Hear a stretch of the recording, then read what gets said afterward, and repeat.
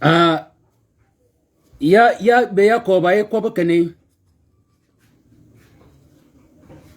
Uyu dore video mana ngole shabaka yan. Bak ya ko ba e ko ba no de e wanyu mi luka a bikel kwan mang nyata na yara da guida abida. Kene gogoji o gok e goga e unen wuna ji ma gogji e wunen ke da ma ba ayak ke kaji wun e u gijmana jo ruma ji yin e yuruma e gijmana ne tiyo manini ba giya ke ke kal jamma ko bayan apam yan ke ko ba kogi e ko ba kogi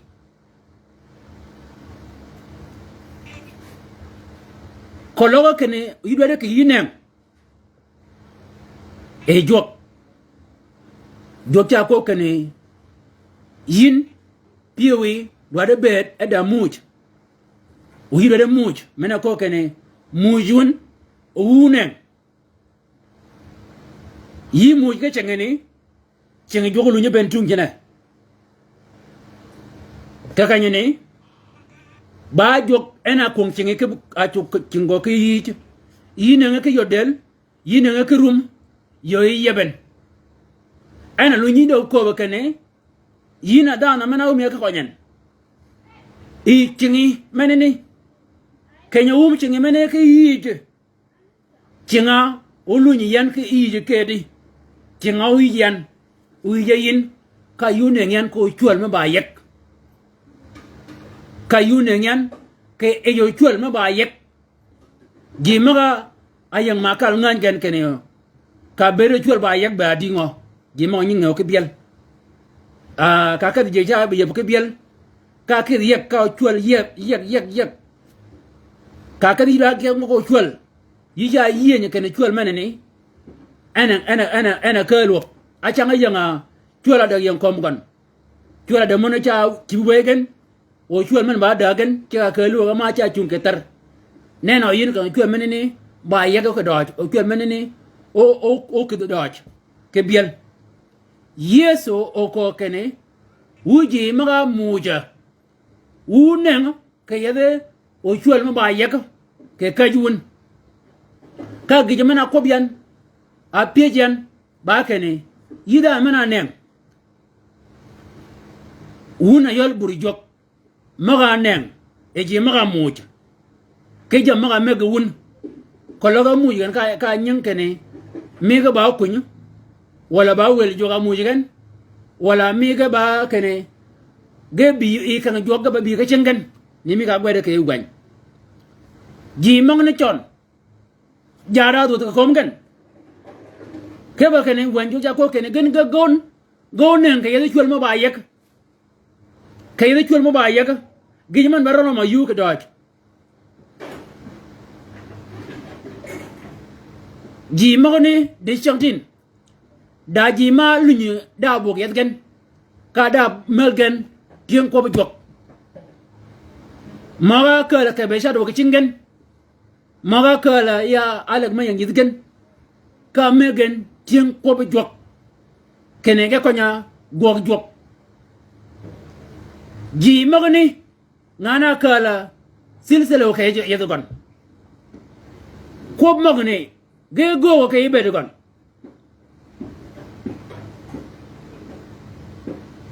ge go ama jogo ko kene jini go nengen kayda kin ba ye komne cha doga loro ko loro yida mana nenge buri jok ke jamana mujin amu yi ka nyi jok ko mo ne ge lu yi gok wala ba jada ngero ci dong yi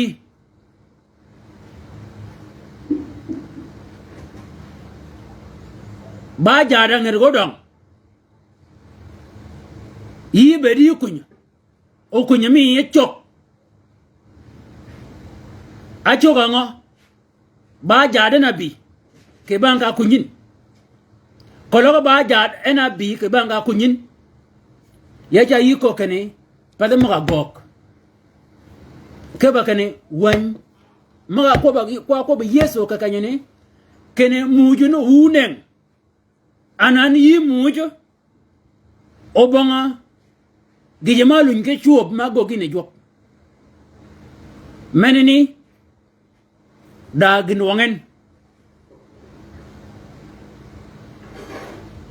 dagin wangen ba doj keno yikudu ere yola yina jat yina ngana kuny ere yola yina jat ere yola yina jat ere yola yina jat yi ngana kuny o wanjo cha ko kene yi ngana kuny yi ngana muj e yune ke ken ba yek ayoda kid mi ne kid mi yoda ene chingo adong ba pa denan ke bol kanyini jodo pijo yi bango agogen bango chi gogen adonga kichinga keni awa ke kwachmiya ke ponyimina ponya watio yakoba ke koba maga koba yeso kene daji mago ting malianaka kologa pony geja ponya ko bjo kologa kwach geja kwach kologa gingang geja go ke gingang odishiang gijini ogok deshiang anai u bibiana deshiang ginini ogok kologa ponya ko bjo gecha pony kolaga kwach gecha kwach kolaga goge gingang gecha goge gingang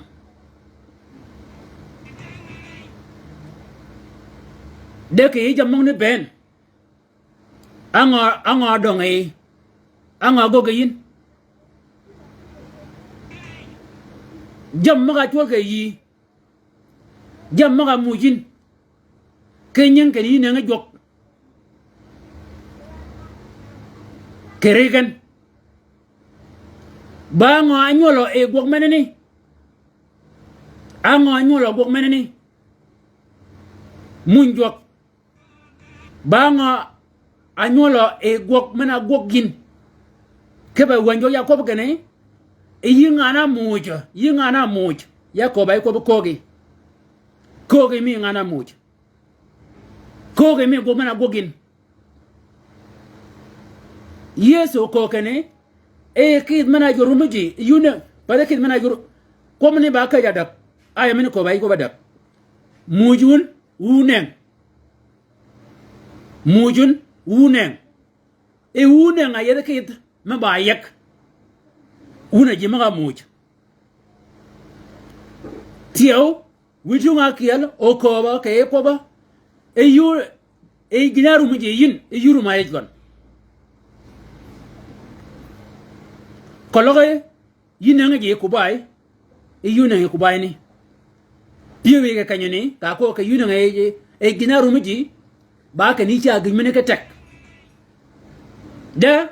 muje mena no da ba muje kene muje me piu ana komo kene yulu nyenge jok ke muje me piu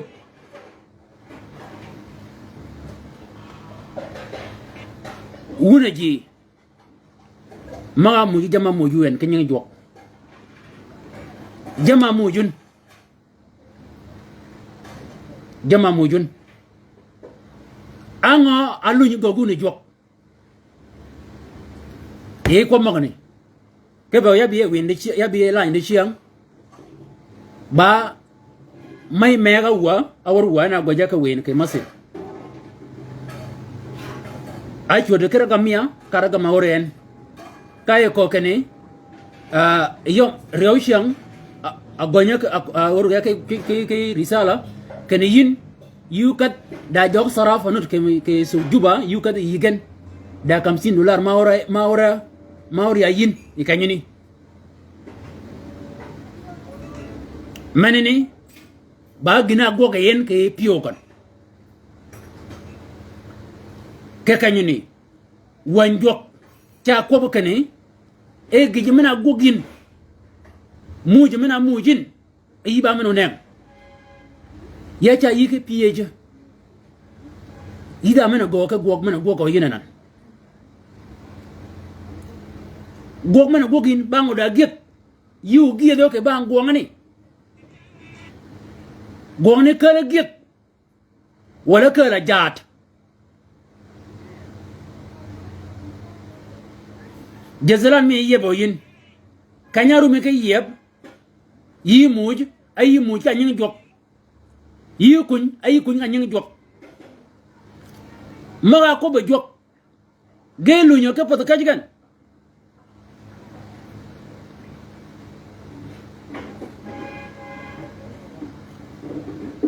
maga ko be jok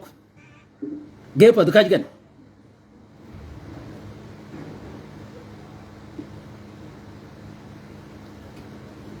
jogo ko kene i chengi o chingo yijen chengi yijin o kanya chengi yij cheng joke dir go yijen chengi mena yijira mena yijen chengi jok alu nyen ke yij wali do chengi tar yi do chengi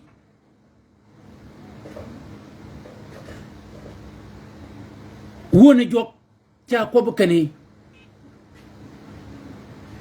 kolo dan mana yin ko ge mi dan maneni ana bi bangi kolo yi ngatom ko ge mi ngatom maneni ana bi bangi kolo ga or jok mana nye ko yin ba or jok ma ye kene beri ji ga jat ba gi ba ye yigen ida mena ko nyor jog meneni yija jata lu ñu lu bangi ke ba kene ba gi men ba ye ke or jongni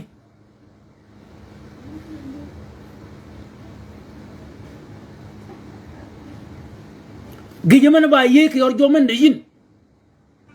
ke ko ba kogi ya ko be ko kogi da mena ye ngana tir e ko ge me ngana tir meneni ano lugo bangon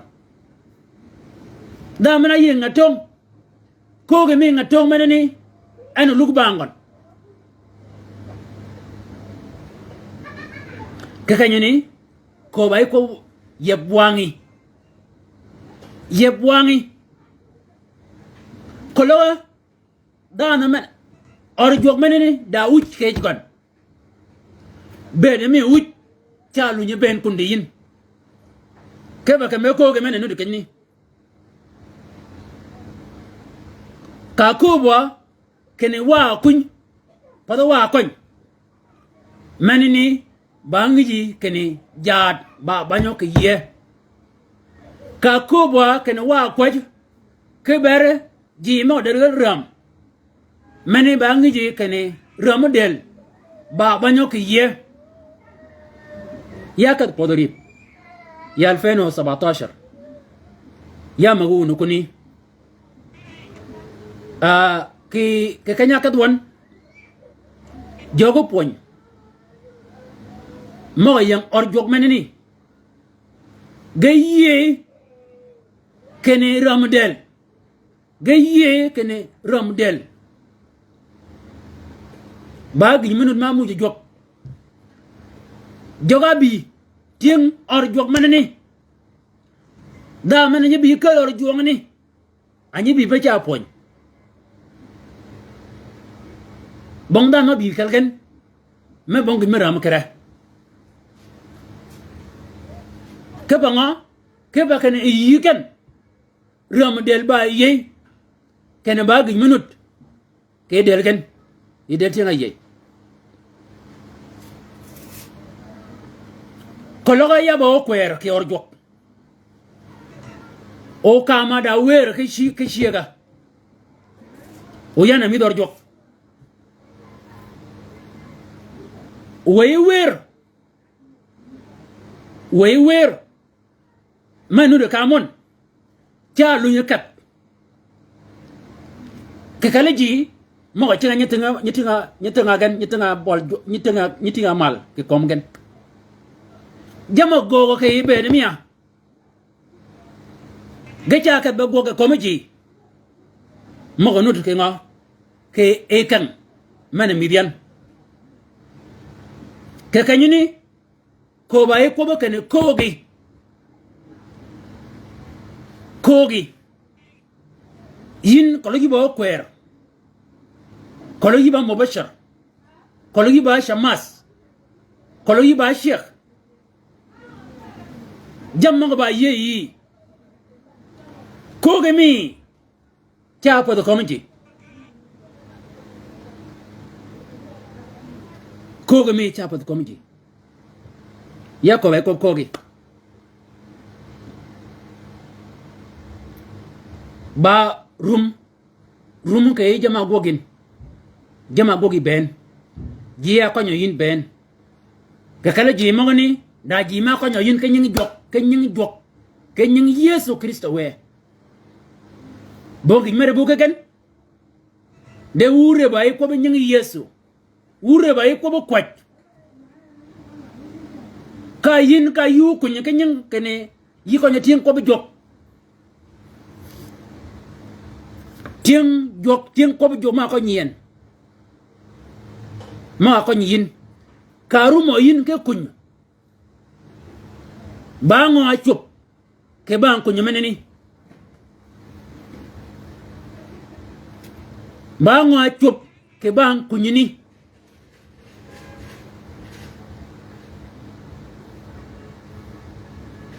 ke fa wanje cha ko bane atu tote mujun unen da ka ci gwa kwan ke kwan wacha ko ke akel gide ka nyodwa wo ba ci gare yow wacha ke na kel aryo wada mene chola kene abc da gimi da ku ngi ga mod o gimi na bango chak gimi na kel bangon chak acha nga yom na yegwa ayewa de shiam yom ni ke pa wa yega ke yom ni da me ma biu ge dan da me ma bi ma kalwak ke kenyini ka ci ke duot tiel ke jami cha ko ka bol gon o tiel tam ñu ben bangon wan jok cha ko kene yeso ko kene mujun unen muj oyin yunen nengo nengin e yunne nga eket mo ba yek kalunyi neng tiyo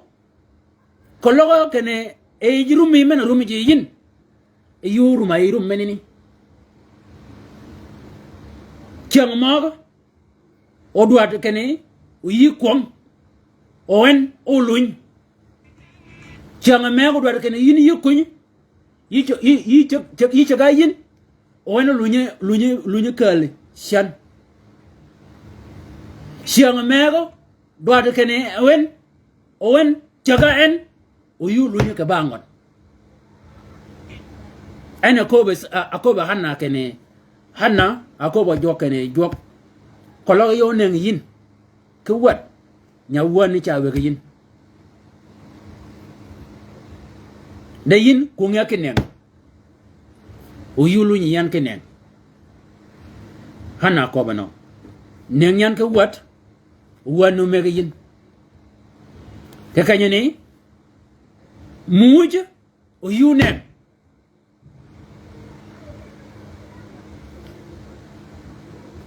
muj o yu nen kuñ o yu koñ muj rumi ma yang yi o yu nen ke rum dagi mi tola milki al fikriya dagin kula milki al-fikriya ba mo ngani dagin kula siral mehna gongni bada dudi de ngana kiyal o bere ke gon ke yewa tinga yey rum mo me wa jok rum mo ni ba kan mu jo gen o rum wa ke mu jo wo ne jok rum yo me na kon ji yin libyana ba yo me na kon ni jok Paulino yo me na kon ji yin ba yo me na kon ni jok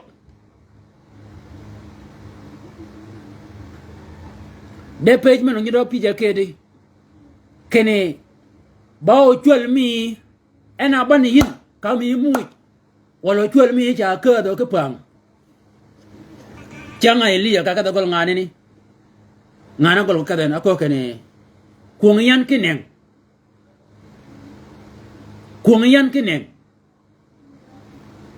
kanya kuong yan kin ka mu jo e ka ba mu jo mena mujen ayuda de gigi mi ko meneni ya kay ko de gigi mena yoto lo ay goto de jal ni de gigi mena goto de jal ni jal ko bi jop e de gigi meneni no do ke no bena get mi gogo gi jogen yinga na go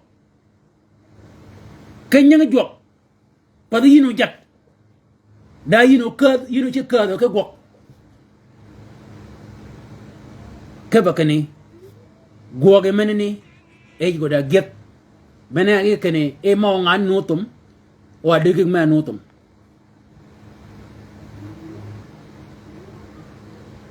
mujun da jini je ko ma kan muju en jini ke git ke muj meneni wal ga jadong cingen anai ke muj mena mujin ke nyi jok ki ko nya je jok anwa nyol muj meneni ko ba yang ba nge go wali dong cingi jama kal tin ko jok yi ya dong cingi anga go gwang ni anga nyol gwang ni mena odi kun ay ga odi ka nyin jok anga go ga gok menini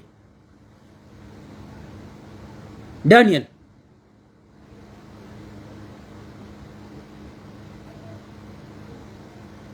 anga go ga gwang ni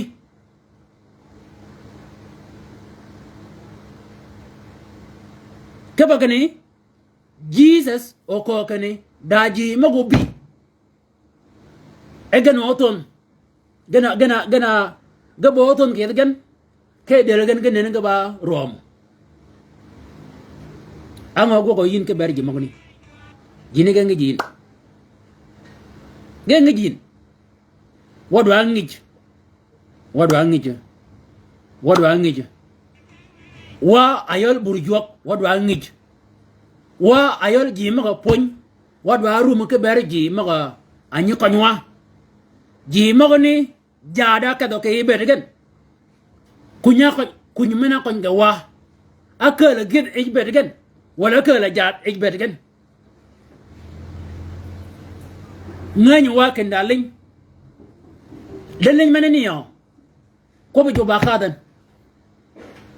lin mana bi lin me jat ko bi joba kadan jogana ko kani ji maga mujo gownen o gownen ayedo chul ma ba yak yeda kin ma ba yak wo ja ko kani getu mi nyanna kun jena be ko muj wa ko bano benigin ko bo walwa ye ko ba Jesus kene ka goga jini Yesu cha ka ba gogan ko logo ba le nyage ga tiyo leñ manene nyagwa kanya ne ko tin ko anen ne tin ko ba jok ayeb jazalan mi ayeb pod mi ka yi mu ken yi ne tin ko ba jok leñ mana lu ka chuo ba kay muñ manani Len menini amena tiam ba mo joga tiam wala jala ka len menena tiam ma joga na ko kene yunengen yingana muj yunengen ken ba yek jala ko David ka che de Shaul la jal mengo kwer ma yek da David ka David ko kene yina yol o kwer neng ya pil nut wegian ka ya da ka ne gicham ka pil megi ka gicham ben cham tieng cham ajo au kwer kergen gicham ni mego ame ka David Shaul kanya ubenen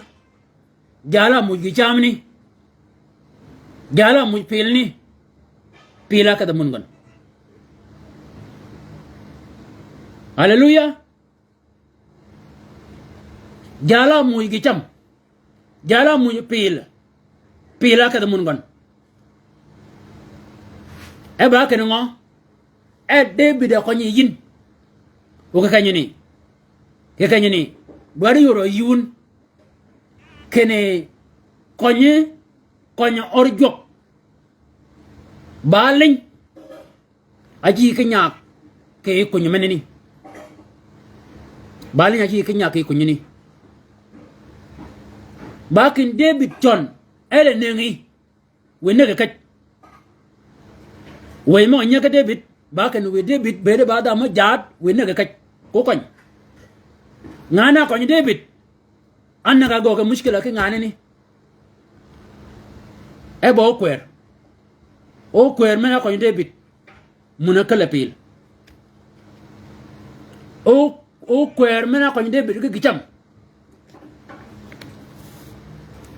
agogadi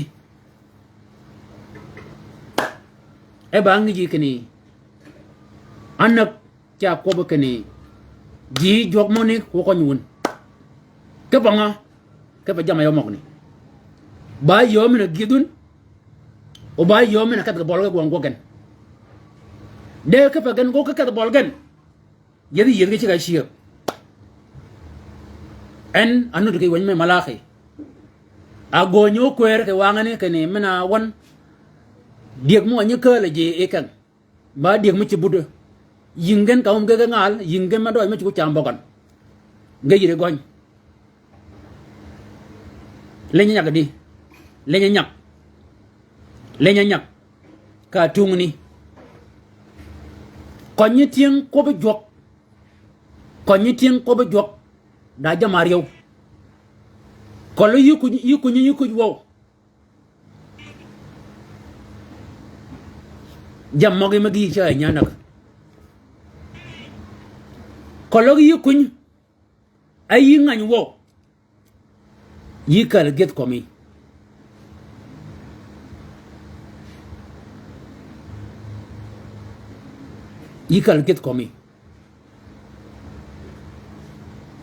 ke bang menene ka kunyin giya ko nyin ke nyin jok giya ko nyin ke nyin jok pada ke no ked pada ke nyin jok da ji ma ko nyin ke nyin ke ni bo miyo ba nyi miyo anaka la bang na mujin anga go go ni ke nyin menene ko la nyanda yakat kirima ngaw de la kwat ke nyin nyami menene na menekal akide madmok ke ngin mi meneni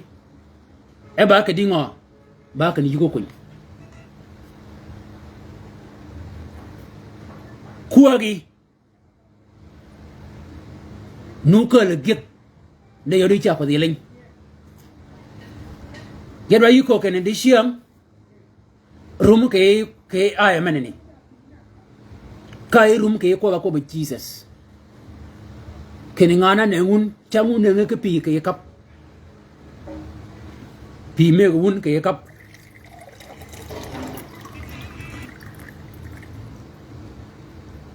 ma ko be Jesus dan mena muje ke pi ka muje gon e ga mujen ke kap o ji me ko ne ke pi mo ko ni gonengen ka nyin yesu eji da mana mu ki pi mo ne ke kamani e pigni ke e kamani e ko ge mi gan ko lan ko ge mi gan ko lan ko ge mi ga ko lan bena ge men non aka me wan joga ba pon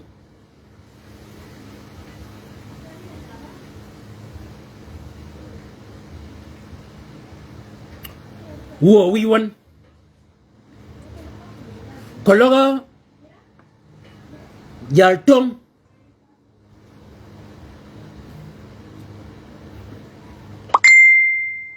mana ko boyin kene da tiang tong mo piet mo go bi ke chen pin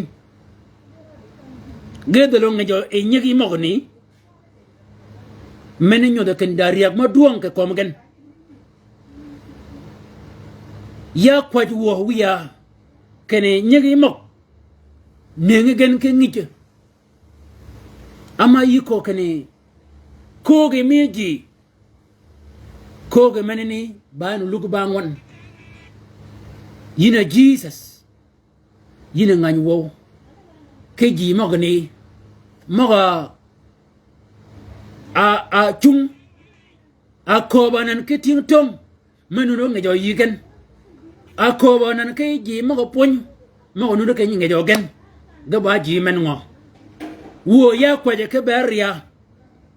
daji manyi lingo ke wo de ke ejleba ke ejlani ke kanyini o daji manyi ko ke amin ke e kwaj men kwaja ke kanyini ya kwaje wo wiya we dear mia nyudiken we dear mia nyudiken Jesus wo we dear mia nyudiken ke bakane daji gidanan ya kujigan ya bamen we dear mia nyudiken wo wiya ke bakane ke kompany manene daji marumatin maliana ogogo ba yo marabe jiben madale jege ngich o jebel ga piero o kom ken ganya chaga no ga bera no ga ben wo wiya ya kwaje kene we dear mia menene mena ku jodan menene we nyudiyen yina radoror Yesu Kristo we ya kwaje na jog medaro kene we do jami bebe go kaydan men amen wakada ba kwaje kede ke kanyuni ji ma ka yin ka nyi jog o ma ko mo wanjo ga ba go wa kwaje ka ber mo ni ke kanyuni wo wi won daji ma ko nyan ka chaga go meneni daji ma chung kiyan ege chung kiyan e bongin merbo ke gen keredel de wore ba ke gen ke e kobi ka ya ko nyogen kene yan ya ba bang mi kai jezlan mi ga yebgan ka pot mi ga yebgan ka ge kunyi ge yod ma ko nge bon ben de yan ya ku wo anan mo ne ge go ke ibe gen wala gen do go de wo ya kwajo kene we mo ne dir mo ne we gen ne gen ke e be gen wo Jesus Christ we ya yodiyan we yodiyan wo ke dir kene yan ya ba get ke ber ji maga kiyala ama yiko kene Abram ba get ke berji gega get maga kelo yin ke Abram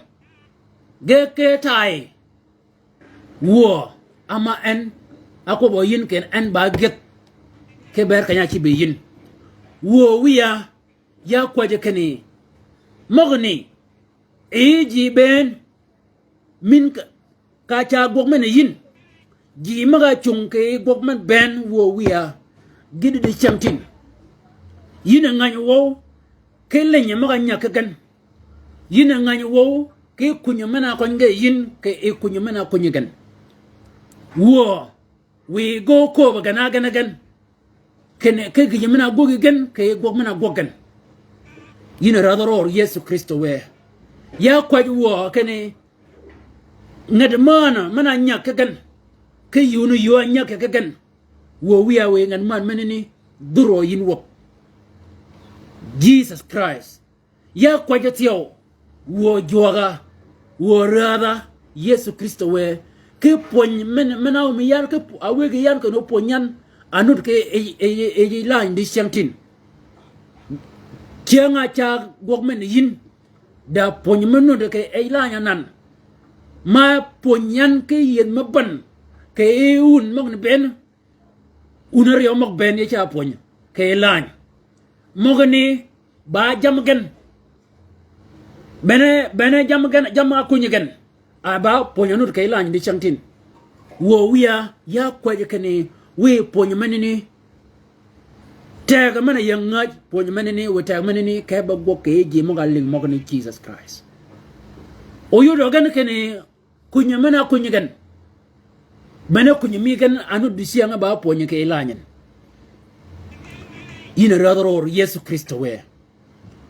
ya kwaje wo ke beria kane we yan ya beria ba da no machi muja ama wan adwa di yin keni o wan wo mujwan ama yi ko ba keni e kanya beni yin do beni ka pakano yin yi gok de yi bi kenu yi gogji wo we bede gogji beda en abi mal ke e bed mia we konyeji we beda en abi mal ke e bed mia ke yede chang ben wo wiya tag mana mojin nyi mujo yin ka berji kunyo mana kali yi nyi mujo yin ka berkene daji mu da konyo yin wo ki piwa eye konyo ji maga kiyale chap kawe gok menene beda en a bergon bedian ke dir kene odan wango yep odan yuden odan yuden odan yide yoma ko be kiyin odan wanyi yuden odan yide ke yo melunye ke duoda wo wiya Yesu Kristo we ya kwaji wo radwan kene yeb nyigi maga we maga ba wuj yeb nyingen jogon ji maga kunyo ke kaja kunyigan aban owanan ge don ke cingen ge don gotumo wodgan wo wiya yeb nyingen kere magoni kene pada gijman do de berane gog gijman gog ma ken ga gogan ge ba mun lunyi gog bena gijman ba gwado ke wani mi yakobo yin de anan ge gog o ge don cingen ge gog uga kadi de kor mau ba ge cha wit ke jam ge kadi wit meninan gida na nuru yidi yoma yol ma churlo gon wo wiya yeb nyangwan yin yiba gogo wan ke wit ama woro ko kene amena pan do ke wit yiba wit wan bonga ma wit wan ke pa kene wo gogo yin yiba wit yiba jo mo wa tan go Yesu Kristo we ke bangone ya kwaj wo wiya ke ber nyigi maga pod e wit kenyen kene gije mana bere no do chengen ge konye ji ma pon ko bi o anan ge do chengen donga donga chengen ago ba yo ma ke ma wit ke jam wo menene pa ma ko bo yin ke wan men ya kwaje kene kal ge wok ke e wit menene mana pod gen kal ge wok ke e jada mi ge mana pod gen ina radaro Yesu Kristo we ka yeb nyingen ke e kogi kologa mana ader mana ko may yidin ader menini awor ogen gena ji maga ped gena mega yin yiberi de ko mader o ped gena mega yin nan ader awor ji yida ko ngon ho bere di ke gen yi jog mana mega ped gen gadala di ke woro wo wiya ya kwaj wo wiya kene marami man yin ne kene nyol rat ama yi ba rat ror o yina ye o yi ba rat mi wan do de ne mar mi wan mar mi do de ne kere wan mar mi do de ne kere wan wo ken wo ba nyol rat ror ana Yesu Kristo we gi man do de nen do de li do ke yiwon ke wan wona ji manga yin rat ror do de bene enen okay nene ji maga kiel maga akal ga chedwan agide nan gnu wan bag mi manini bare yoro yigan kane ji magni gaba nyol radororo we marmi nene kere wan we marmi nene kere wan ke kay guog maga de wan we marmi nene kere wan ke kal maga bed wan we marmi nene ke kaja chadwan yina Yesu Kristo we watch the one ewana sufra chat nimi ka kobi ken wo ba sufra mogi mo ko ke ber logo mi wo we jam logo mi genene gan kere wan we kunyo mi logo mi nena kere kunyo mi wan wo Yesu Kristo we yuyut kere wan ken yiba rat mana akobo ken yiba rat me duong shara mertega shara we kermi oyodo kerewan ama yin kompen ke jamay go ba mogi meni nyodo kene kologa da jogmo ba jokar meni yina yewan ama yina de jam ben yina yide kid ben yina yide le ben yina yide nem ben yina yide jam ben bongi pe mabagi wo we kermi oyodo kerewan yina Yesu Kristo we pel with me oyodo keriwan yina Yesu Kristo we jam ben mago ba jam mago doji anyo atier yin go yodo ji keriwan kala yo yin ke wor we yuli do eji kene darot maduong melaje ji ke wor ke dier ka karumo chungo ben we yuli do ji kene ke dier da jok ma maloji mo ke dier ka ko bon we uli do ji ke dier ken da jog ma wor won ke ko mi won wo ba wo ko bi yow wo we ongich tio ke ka ja budwon ke ka ja abedwon ke ka ja chadwon kene wo ba ji mo laga me jog mana cho jamanen ka magabanen ya dogi pochu wo jog ke ber nyagi maga bergenu do kay lañ bi chantin wo we tagi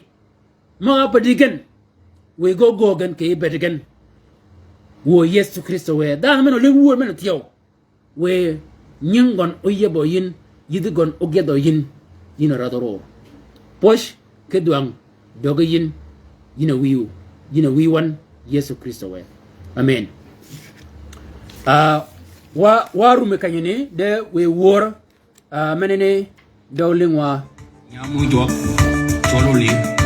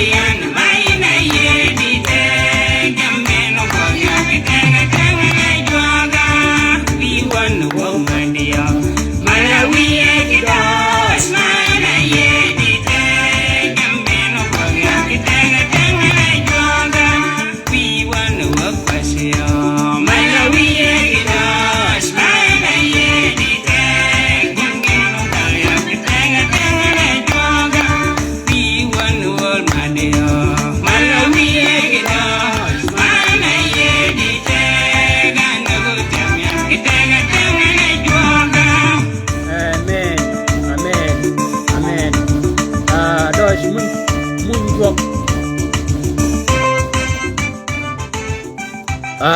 mun joga gwede ka kanyini ba shuhuda mi kon da yadwa yiko batio kene shuhuda mi manani dojo ko logo go yini ba chwa kepe chianga go motaman mi osra chianga ni